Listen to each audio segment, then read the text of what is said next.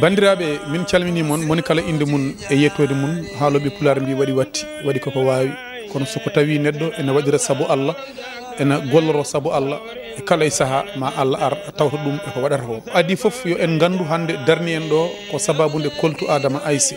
koltu Adama Aissé e gardugol omo ganduɗa kañum woni sokhna Sahaba Diop enen ko wonata hen konngol men ko wiide bandiraɓe mo kala ɗo wawi wonde e dow leydi ndi ɗum ɗo wona joni fuɗɗi te eɗen ñaagui jomiraɗo subahanahu wa taala yo ɗum jokku ha abadan dayman dappat ha taniraɓe ha jarata jatiraɓe mana gara jokka erago men noon wonata kala ɗo bandiraɗo julɗo woni e dow leydi ndi ko yo wattu hakkille mum e oɗo sokhna Sahaba Diop e jaɓɓal pattam lamal jaɓɓal banggal fayida mana ngal waɗata ene walla diine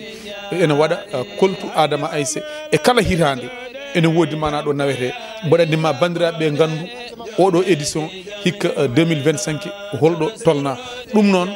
enen kala mbatten hakkillaji men mana eko watte ko saabu hadema e maade jumaji hadema e maade jamaji alay saago pewna ɓe ganduɗa kañumen so gari e jumaji ɗi kaɓata hen jeddodirta hen ɓen noon holto pewnete ɓen pewnete mana koye nder duuɗe ɓen pewnete koye nder jangguirɗe mawɗe ɓen holno pewnirte ko ma haqqillaji mumen jeeta neɗɗo soko tawi woni janggowo alay saago ko ma haqqille mum yeeda wawa janggude ko jangguinte ko wawa nadde haqqille muɗum jangguinoɓe kadi e koye munen haqqillaji munen beele jeeda ha mbawa jangguinde ɓe ganduɗa kañumen mana goni almuɓeɓe ha ko jangguinte ko wawa wonde haqqillaji munen alay saago kañumen haqqillaji munen mana jeeda sukaɓeɓe en jogui ɗo kene ɓorno en jogui mana ɗene mbaala en gala hen haalande en gala hen hay hunde sowona donade sokhna Sahaba Diop e wallidiɓe mum en guerima dendagal kala ɗo julɗo wawi wonde dow leydi ndi yo ara waɗa e koltu Adama Aissé junggo muɗum en dokkat musidɗo men Harouna Diop. A'udhu billahi minal shaytanir rajim bismillahir rahmanir rahim ko yettude Allah e julde annabi muɗum yettude kadi jinnaɓe e yettude kadi sababuji sababu hande darnde men ɗo ko wonde to galle Baba Aliou Dia to neni men Sahaba Mamadou Diop debbo mo calaga debbo mo edi debbo mo boode debbo mo doɗel debbo mo marde debbo mo wuro ma diw debbo mo Sénégal fof so tawi aɗa ƴeewa en ɗamma yaha Kokki jaha ha Touba jaha Thiénaba jaha Louga Haleyɓe to Daara en ha ha Paate Galo en alay ko endam wonno noon so tawi neɗɗo jeeyama ƴiyal manggal tan so tawi Allah waɗi ko haaji ko o waɗa ko mawni omo jooɗiɗo e hannde e jinnaɗo makko koddiɗo makko mo ganduɗa kañumne koye ƴiyal manggal jogui koye ɓesgu ceerno Mouhamadou Moustapha Mbacké Afa Serigne Touba kañumne koye darde mawde wonno e gueɗe baaɗi ni gueɗe ɗe noon ko e inde fedde koltu Adama Aissé Elimane Siré Adama Aissé ko noon fedde nde wiyetene ardi ɗum nene men Sahaba Diop enen foof noon ko hen jeeɗen kay sukkaɓe he jeeɗen fedde nde noon hande ne waɗi en mbawi wiide 16e édition saabu ko 2010 faade joni ko hunde nde ganduɗa fuɗɗino tan koye ɓesgu makko e saabu timtade walla e wallikinede e gueɗe baaɗe ni kankone o fiɓli ɗum e ɓesgu makko mo waɗa ɗum hunde nde ne yaaha ha Allah waɗi hande tolnima ɗo enen jeeyaɓe hakkude maaje kasganaɓe eɗen barkinoro hen hunde nde noon nde fuɗɗi nde yeehi kala nokku hande mo miijeteɗa ko duuɗe mawɗe gon toon walla ko anduɓe mawɓe jeel toon ko wayno Halwar ko wayno Calaga ko wayno Doɗel ko wayno Boode ko wayno Cilon koyno Ole Nammade ɓe mbiya Saldu Fouta Cilon mo ceerno Hamme Baba Talla en Boode ko mo ceerno Souleymani Bal aɗa andi so tawi wiyama Halwar ko Alwar Elhaji Oumar Al Foutiou so tawi noon fedde Adama Aissé guila 2010 faade joni ene waɗa gueɗe poɗɗiniɗe jiiɗon gonɗe caggalam ɗo ɗe hunde nde ko ɗum gonga hunde nde ko hunde Allah ko gueɗal Allah ko ɗum woni ko nene men Sahaba holli en ko ɗum woni hande ko fedde koltu Adama Aissé holli en e hikka noon e caggal décision nga fedde nde wiya ko yo nawe kaska kayga sangre mudi baraɗi sangre buuɓe denayɓe kayga dongal jaaɓe jeeri toon noon ko hakkude maaji ko toon ɗum fayi woni ɗo caggalam ɗo ko geɗe ɗe ngannduɗaa ko comci woni heen ko leɗɗe woni heen ko leece woni heen ko ñameele woni heen ko ngannduɗaa kala neɗɗo ne sohla ɗum e ngurdam mum haa tengtinoon e almuudu ko ɗum woni ko woni e ndeer ɗiɗo keesuuji oto nana dari damal galle ɗo fadi tan ko yimɓe para wiya ila Fuuta haa tengtinoon hannde e ndeeɗo hiraande wuro meeɗen Kaska ɗum noon banndiraaɓe ko yettude Allah julde e annabi muɗum yettude kadi seernaaɓe meeɗen yettude kadi katanteɓe meɗen mo ganduɗa so tawi aɗa yurnito ma taw kanko Sogum Sahaba Diop koye katanteɓe o jeeya saabu hirande hikka nde tan en gari ɗo laaɓi kewɗi taw ala ko adde ɗum so wona mawninde bani adama walla daɗanade bani adama te aduna ko ɗum tan woni hen mawnina teddina neɗɗo mo Allah teddini walla cuura neɗɗo e nder sohlaji muɗum ɗum woni kanko woni koyɗe makko ɗum woni enen ko tawtuɗenmo ɗum noon bandiraɓe julɓe eɗen mbiya tan yo Allah rokki en wattude ni o saaha mo wuuri yo Allah kadi ɓeydu darde nde Allah kadi jaɓan en golle batteɗe ɗe saabu eɗen gandi ko Allah tan waɗirte so waɗama e oto farnata tan koye wuuro tottere tan ko hilfaɓe diine joom almuɓe en mbiya ko kañum en jeeyi peeje mumen e kutorɗe mumen kolto Adama Aissa yeehi hande kadi ha soodi terrain e dow inde afo galle o wono sokhna Fatimata Dia Bintu Sahaba Diop waɗi ɗum e neɗɗo jangguino ɓurana rokki ɗum mahana waɗa daara ene jangguine hen wadde kolto Adama Aissa ko hunde gonɗude tigui rigui so tawi yahama hande ha dañama ɗum ko yettere Allah saabu ko ɗum woni ko gartate ɗum noon kadi en gaynata taw en kalani kadi programme mawɗo mo ganduɗa ne joga gila rawane faade joni ko ganduɗa ko calaga yiiɗa waɗede taw kadi ala ko ummini ɗum so wona rimdinde almuɓe wonno neɗɗo rimɗat tan ko e golle muɗum wonno teskama kadi almuɓe ngala mecce ne feewi kanko Nene Sahaba Diop o wi e dow inde dente ɗe gardade ɗe hol peeje batteɗe ha centre de formation waɗe toon to calaga naɓe kañumen ne gardani hen seesa kala ko fatno e leydi e nder diwan o e mairie ko wawno wallude yimɓe walle hen yimɓe ha terrain mbaɗama délibéré pour wadde toon centre de formation mo ganduɗa jangguinte ko mecce taw ko almuɓe jangguinte ɗum taw ne yaadine hen kadi ndema wonno eɗen gandi so tawi a wi Fouta no Elhadji Oumar Fouta wiyanno ni so tawi ala guesa an aɗa manki wonde Foutangue ne feewi ɗum kadi ne wadda hen pour wallude almuɓe no ndimɗiri e wawde dañde mecce e wawde dañde ko guurdi ene mbawi kadi teddirde e rendo meɗen hen wonno eɗen gandi bagage poɗɗo ni ko ma oto dañe eyyi oto o noon koma loué so ɗum ɓenni ko heddi ko wonno eɗen gandi koye mawlum paɗen mi wini ni e yewtere goppen ha mawɗuno yetto saɗa yimɓe ne jaaha jaado goto wi ala ɗum watta wonno kadi e anniyaji hen woodi so tawi mawluno fani yimɓeɓe nawa ɗum guila e law mbatema almuɓeɓe e sernaɓe men mbawa naftorade kala ko mbawi hen naftorade mawlum hen ɗum ɗo ko enveloppe aji ɗiɗi gonɗo ɗuma ko coggu ko ganduɗa ko kañum luwata oto ko heddi ko sen jeehi koye juuɗe sernaɓe fayi kamɓe e duɗe ɗe koye mabɓe fayi surtout e saaha mo ganduɗa hoorema ko saaha mawlud mbate kamɓe ne ɓe daña koɓe ballotori e mawlud hen wonno eɗen gandi enen en ngala so wona nelaɗo Allah en ngala so wona Cheikh Ahmadou Tidiane Chérif en ngala so wona sernaɓe meɗen ɗum noon ganden tan hunde nde waɗiraka tan felmade ala koko ɓeta ha tiiɗi anda holde foti yiɗe waɗede kadi ko wawa e ko wawa ko foof wonno kankone ko ɓerde mbarode jogui wi tan ko ma waɗe inchallah ɗum noon kasganaɓe gande koye somi ari toon wona koyɗe ɓiɗɗo kasga ari toon ko ɓinguel Sahaba Mamadou Diop ari toon ko bandi moɗon pullo mo jewɓe edi eyyi kañum ara toon ɗum noon ceerno Oumar yo Allah rokki en timminde kala ko fewjaɗo Allah rokki en kadi yettoyade e jaam ha kadi kamɓene ɓe tawen ɓe toon e jaam potten toon e jaam ko kalduɗen koye ko anniyaji men ɗi mbawen wadde ɗi joofa e jaam so ɗum ɓenni kadi en mbawata haljidde haala ka taw en jettani présidente fedde nde hono sokhna Aissata Ba mo ganduɗa o saaha joni ko jaaɗo kadi toon to umra hajju toon to makkatal karama pour yidde tan ha joni hollidde yimɓeɓe enen ken julɓe kala ko gollaten gollanten tan kono diine islam yariri yeeso ha tengti noon to Fouta men to ko ɗum woni ɗo hen ɗum noon eɗen jetta kadi hono Windere TV e gardugol Oumar Doro Kumme sukaɓe hewɓe hannde ne ngoodi leñol ngol ne nganndi hayso inde nde tan kam ne nganndi wonno ko darani ɗo kadi leñol ngol to batte jandiya kagal to batte aussi communication et information kanko dari ɗo hannde omo walla en kadi wadde immortalisé ngel ɗo gueɗel ngel ngannduɗa ko duuɓi hannde 10 e pawɗe dañi ɗum noon hunde so juuri tan ko gonga so hunde so juuri tan ko gueɗal Allah ɗum noon bandiraɓe en jetta Allah tan en mbiya haga assalamu aleykum wa rahmatullahi taala wa barakatuh. Alhamdulillahi rabbil alamin,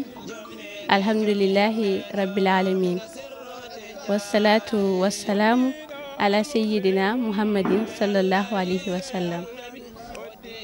Caggal yettude Allah e julde nelaɗo men Muhammad sallallahu alayhi wa sallam, en juurima ceerno men Seydi Cheikh Tidiane radiyallahu taala anhu. En calmini ahlul beyti rasul sallallahu alayhi wa sallam.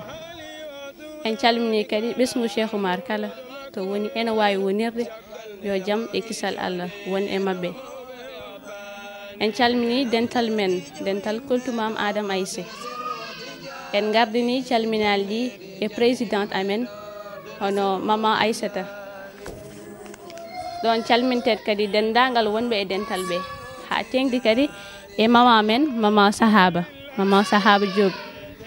daraniɗo koltu no feewi, darani ɓamtare diine l'islam, darani ɓamtare almudagal. Nde wonno mo darani almudagal darani koko wattinta, darani kadi ko janggo meɗen. E kadi machallah eɗen jettanamo kadi eɗen ɗon golle badde fayidde o waɗata ɗo nde eɗen ñagonomo Allah moƴƴere nde Allah yoɓatamo kanko e dendagal waɗoɓe ko nandi hen. Ko adi foof o wi koltu Mam Adam Aissé. So wiyama Mam Adam Aissé ma wod ganduɗo ma wod kadi mo anda. So wiyama Mam Adam Aissé eɗen gandi enen foof ko yummum Cheikh Oumarul Foutiyou. Kono hol Mam Adam Aissé holko waɗi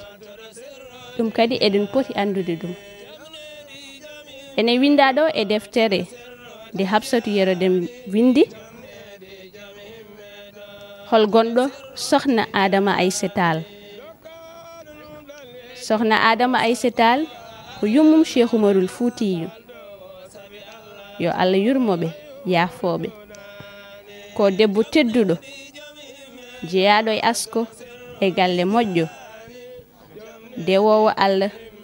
ɗoftiɗo joom galle muɗum tawa ina wondi e welede ɗum. Ko yummo newiɗo kecco ɓernde, muñƴo, jabɗo hoddiro Allah. ɗum noon en jii ko nafoore mere mere ko mbawɗen waɗande ɓe fof keɗen naftoro tan eɗen nafta kadi ɓesguji meɗen. haza assalamu aleykum wa rahmatullahi taala wa barakatuh. Ñu sant yàlla rek di julli ci yonent bi sallallahu alayhi wa sallam, di sant bu baax suñu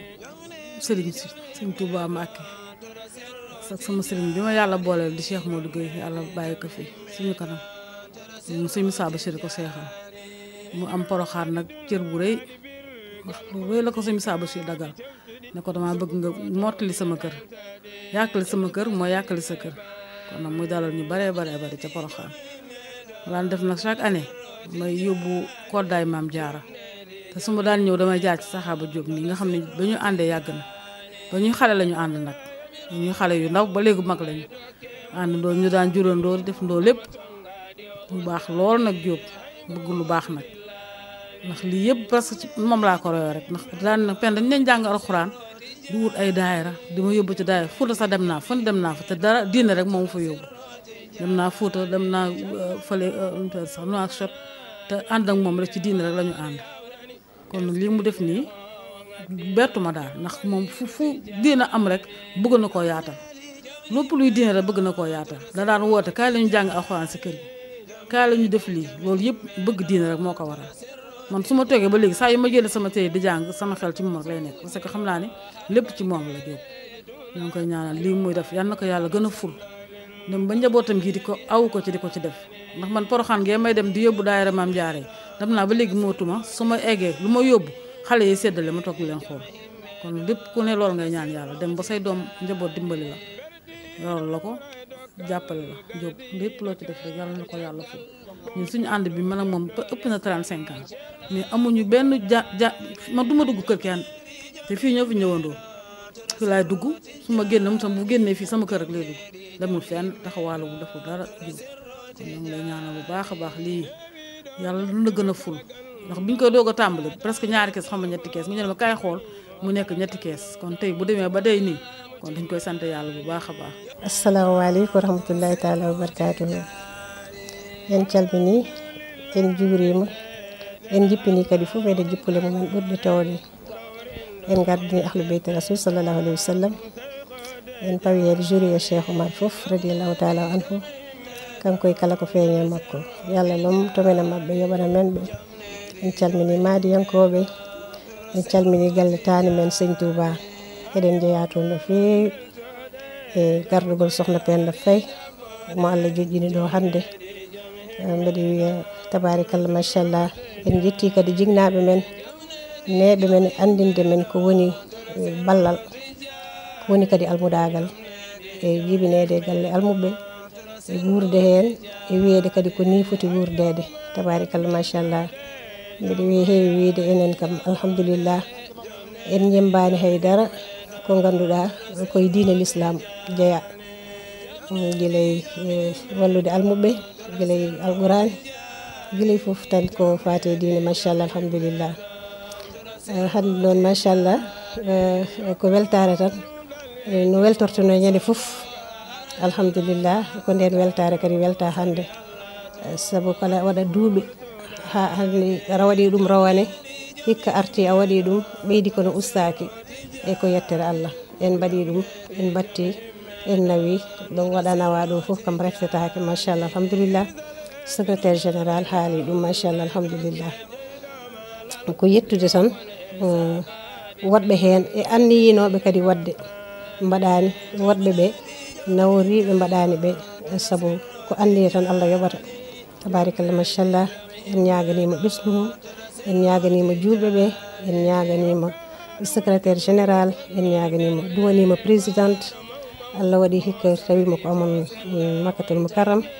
machallah alhamdulillah ko eɗen jokkodiri e makko e wondude sohna Dede Sarr machallah e kamɓe ɗiɗo soɓe kalama tan foofen kalama ɓe nawori foofen machallah alhamdulillah to ɓesgugu commissaire de compte men sohna Fadima machallah kanko ne o nawori ɓesgugu foof tabarikallah machallah golle mabɓe foof jettima e koko secrétaire général wi ko joni tan ko kanko woni commissaire de compte e kanko ne toujours koye almudagal ngal tan e Koltu Adama Aissa wallodirte haw waɗi ko e almudaɓe ɗo hokki almuɓe ɗo jangguinte alquran alhamdulillah kono Koltu Mame Adama Aissa nani yeeso alhamdulillah ko koyɗe yeeso tan jogui saabu ko mo innira o woni sohna Adama Aissa e timtorgal men dandorgal men machallah alhamdulillah enen rewɓe fuutankoɓe Sénégal naaɓe ala foof ɗo jemboyten ɗo tenkoyten eywa hunde foof noon no mbiyanmi tenkere e machallah e ñembude e neɗɗo foof so fini tan ko janggowo oɗo sohnaji tedduɗo sohna Penda Faye o aranno ɗo o wiyami joxma jeere Mame Diarra machallah ma xale yi minen foof min ndendina min jogui wonno ko galle rewɓe min ndendina ha heewa min tottamo ndeysan hitande foof arat hen hitande noon o ari mbimomi sohna Penda hikka de dumala jox mi tottatama saabu minen amin jogui Mame Diarra woni sohna Adama Aissa ndax Cheikh Oumar duwani no Serigne Touba kanko Mame Diarra ha dañi Serigne Touba min jiide Serigne Touba kadi machallah kanko sohna Penda o ci moom laa jëlee lii initiative bi ba tey ñuy gaare ay oto li ko ci yàpp kon moom amal nañ ko cant ndax roy lu baax rek moo am solo nden noon min jemmbimo kanko ko moƴƴi sabu minen koddi ɗo 35 ans musuñu xulo min meeɗa dugdude musuñu werante suñuy doom la même chose kamɓe jangguide ɗo école suprême Cosmo Wodim oɗo haɓe moni fof dañi bak mum nde fuɗɗi yaltude leegal ngal nden alhamdulillah ko leegal kadi belgal rewde Allah kamɓe rewɓe fof ko ɗo ɓe janggatno alquran nden noon alhamdulillah yettude kadi Allah e weltare mawde nden dañmi o koɗo tedduɗo ko ɓiɗɗo kono ko paso ko basorɗo kadi hono Mariam Sy Tall machallah ko weltare mawde e rendude makko oɗo édition mamma ko Adama Aissé koye tanum Adama Aissé machallah ceerno Oumar Doro a yettama a duwanama a ñaganama Allah ɗo Windere TV tolni hande ɗo fof mo wuuri yewto tolno ɗo ɓuuri ɗum gam barke allahumma salli ala seydina muhammadin wa sallim fof en juurama fof en calminama sernaɓe almuɓe nawanteɓe kadi koltu mam Adama Aissé o guilay koltugol hay leɗɗe ɗe hay ñamele ɗe yoɓe pandin yoɓe juddu hen balɗe eyyi ko wiɗano ko ni ne ɓuuri ɗum kono alhamdulillah machallah yoɓe pandin ñaguete Allah alhamdulillah assalamu aleykum rahmatullahi taala wa barakatuh